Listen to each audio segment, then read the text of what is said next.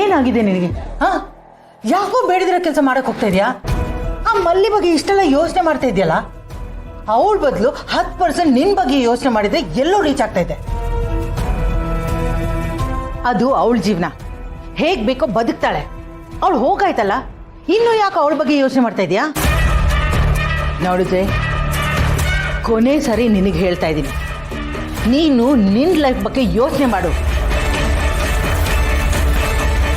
ಅವಳ ಬಗ್ಗೆ ಯೋಚನೆ ಮಾಡೋದ್ರಿಂದ ನಿನಗೇನೂ ಲಾಭ ಇಲ್ಲ. ಸುಮ್ಮನೆ ನಿನ್ನ ಪೀಸ್ ಆಫ್ ಮೈಂಡ್ನ ನೀನು ಹಾಳು ಮಾಡ್ಕೋತಾ ಇದೆಯಾ ಅಷ್ಟೇ. ಮಾಮ್, ಇದು ನಿನಗೆ ಉಪಯೋಗಕ್ಕೆ ಬರದೇ ಇರ್ಬೋದು, ಆದರೆ ನನಗೆ ಬರುತ್ತೆ. ನನ್ನ ಜೀವನ ನನಗೆ ಹೇಗೆ ಬೇಕೋ ಹಾಗಿರ್ಬೇಕೆ ಹೊರತು ಇನ್ನೊಬ್ರು ಡಿಕ್ಟೇಟ್ ಮಾಡೋದಲ್ಲ.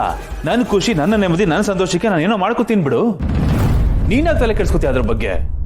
ಅವ್ನು ಏನಾದ್ರು ಮಾಡ್ಕೊಂಡು ಹಾಳಾಗಿ ಹೋಗ್ಲಿ ಅಂತ ನಿನ್ ಪಾಡಿಗೆ ನೀನು ಆಯಾಗಿರು. ಅವಳಿಂದ ನಾನು ಎಷ್ಟು ಕಷ್ಟ ಅನುಭವಿಸಿದ್ದೀನಿ, ಎಷ್ಟು ಅವಮಾನ ಅನುಭವಿಸಿದ್ದೀನಿ ಅಂತ ನಿನಗೆ ತುಂಬಾ ಚೆನ್ನಾಗಿ ಗೊತ್ತಿದೆ ಅಮ್ಮ. ನಾನು ಮದುವೆ ಆಗ್ಬೇಕು ಅಂತ ಅನ್ಕೊಂಡಿದ್ದು ಹುಡುಗಿನ ಬಿಡಿಸಿ ಆ ಜಾಗದಲ್ಲಿ ಇವಳನ್ನ ಕೂರಿಸಿ ಇವಳು ಕುತ್ತಿಗೆಗೆ ತಾಳಿ ಕಟ್ಸಿ ಎಲ್ಲರೂ ಹೋಲ್ಸೇಲ್ ಆಗಿ ನನ್ನ ಹಣೆ ಬರದ ಮೇಲೆ ಬರೆ ಎಳೆದ್ರು ಮಾಮ್. ನನ್ನ ರೆಸ್ಪೆಕ್ಟ್ ಅನ್ನ, ನನ್ನ ಸಂತೋಷನ ಅವಳ ಕೈಯಿಂದ ತುಳಿಸಿದ್ರು. ನನ್ನ ಇಷ್ಟಕ್ಕೆ ವಿರುದ್ಧವಾಗಿ ಅವಳನ್ನ ನನ್ನ ತಲೆ ಕಟ್ಟಿದ್ರು. ನನ್ನನ್ನು ಅಯ್ಯೋ ಅನ್ಸಿದ್ದಾರೆ. ನಾನು ಎಷ್ಟು ಸಹಿಸ್ಕೊಂಡಿದ್ದೀನಿ ಅಂತ ನನಗೆ ಮಾತ್ರ ಗೊತ್ತು ಮಾಮ್. ಅವಳಿಂದ ನಾನು ಎಷ್ಟು ನರಕ ಅನುಭವಿಸಿದ್ದೀನೋ ಅದೇ ನರಕನ ಅವಳು ಅನುಭವಿಸ್ಬೇಕು, ಅನುಭವಿಸ್ತಾಳೆ. ನೋಡ್ತಾ ಇರೋ, ಅವಳು ಆಸೆ ಮನೆ ಏರೋಷ್ಟರಲ್ಲಿ ಈ ಮದುವೆ ನಾನು ನಿಲ್ಲಿಸ್ತೀನಿ. ಅವಳು ಜೀವನ ಪೂರ್ತಿ ಹುಚ್ಚಿಯಾಗಿ ಬೀದಿ ಬೀದಿ ಅಲಿಬೇಕು, ಹಾಗೆ ಮಾಡ್ತೀನಿ. ಆಗ್ಲೇ ನನಗಾಗಿರೋ ಅನ್ಯಾಯಕ್ಕೆ ನ್ಯಾಯ ಸಿಗೋದು ಆ್ಯಂಡ್ ನನ್ನ ಕೋಪ ತಣ್ಣಗಾಗೋದು. ಈ ಜೇಡಿನ ಎದುರಾಕೊಳ್ಳೋ ತಪ್ಪು ಮಾಡಬಾರ್ದು ಮಾವು. ಯಾಕೆಂದ್ರೆ ನಾನು ಎಲ್ಲರೂ ಹಾಗಲ್ಲ.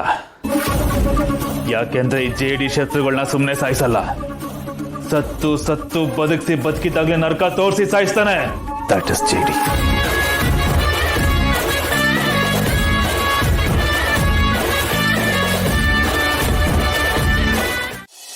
ನಿಮಿಷ ಜೇಡಿ, ಇನ್ನು ಬರೀ 10 ನಿಮಿಷ.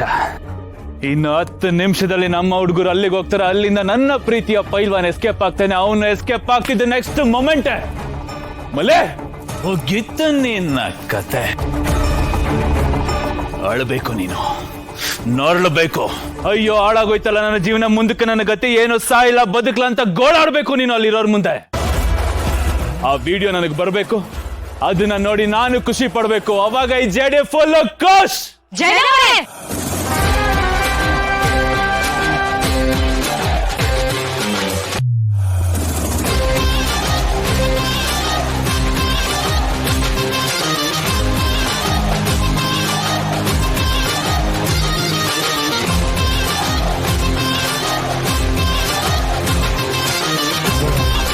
ನಿಮ್ಮ ಮಾನ ಮರ್ಯಾದೆನೇ ಇಲ್ವಾ?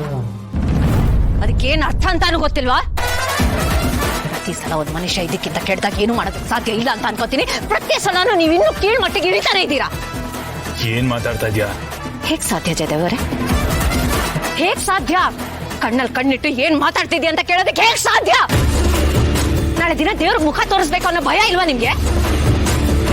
ಮನುಷ್ಯ ಆದ್ರೆ ತಾನೇ ಭಯ ಪಡೋದಕ್ಕೆ. ನಿಮ್ಮಂಥ ರಾಕ್ಷಸರಿಗೆ ಎಲ್ಲಿ ಬರುತ್ತೆ ಭಯ? ಪದ ಬಳಕೆ ಮೇಲೆ ಗಮನ ಇರ್ಲಿ ಭೂಮಿಕಾ. ಮಾತಾಡ್ತಾ ಇರೋದು ಜೇಡಿ ಹತ್ರ. ಪೆನ್ನು ಚುರಿ ಹಾಕೋ ಕೇಡಿನೇ ಈ ಜೇಡಿ ಅಂತ ನನ್ ಗೊತ್ತು.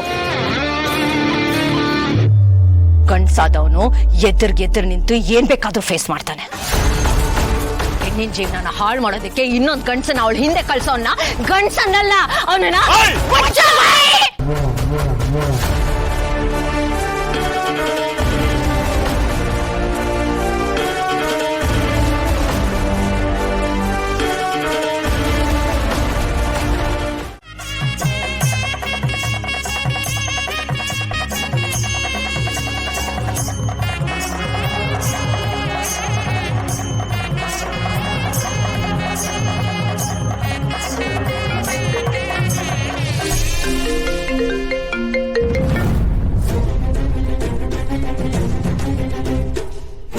ಎತ್ತೋ ಫೋನ್, ಎತ್ತೋ ಪೈಲ್ವಾನ್.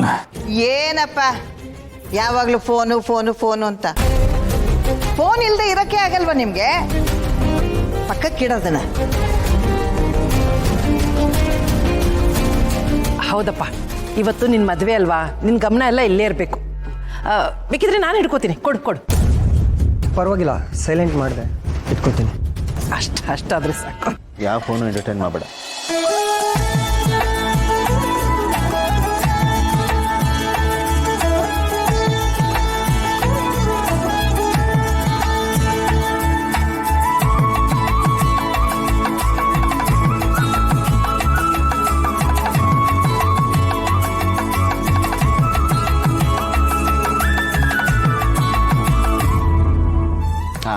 ಸುನಿಲ, ಈಗ ಪುರೋಹಿತರು ಬಂದು ಕೇಳ್ತಾರೆ, ಅಪ್ಪ ನೀನು ಮದುವೆ ಆಗ್ತೀಯಾ ಇಲ್ಲ ಕಾಶಿ ಯಾತ್ರೆಗೆ ಹೋಗ್ತೀಯಾ ಅಂತ. ಇದು ಸುಮ್ಮನೆ ಶಾಸ್ತ್ರಕ್ಕಷ್ಟೇ ಅಂತಾರಲ್ಲ, ಆ ಥರ ಆಟಕ್ಕುಂಟು ಲೆಕ್ಕಕ್ಕಿಲ್ಲ. ಇದು ಹಿರಿಯರು ಮಾಡಿರೋದು ನಾವು ಪಾಲಿಸ್ಕೊಂಡು ಹೋಗ್ಲೇಬೇಕು. ಹಗ್ಗ ಜಗ್ಗಾಟನಪ್ಪ, ಸೀರಿಯಸ್ ಅಲ್ಲ, ಕಾಮಿಡಿ. ಹಗ್ಗ ಹಿಡ್ಕೊಂಡಿರ್ಬೇಕು, ನಾನು ಕೋಡೆ ನೀನು ಬಿಡೆ ಅಂತಿರ್ಬೇಕು. ಸುಮ್ಮನೆ ಎಳ್ದಂಗೆ ಇರಬೇಕು, ಎಳಿಬಾರ್ದು.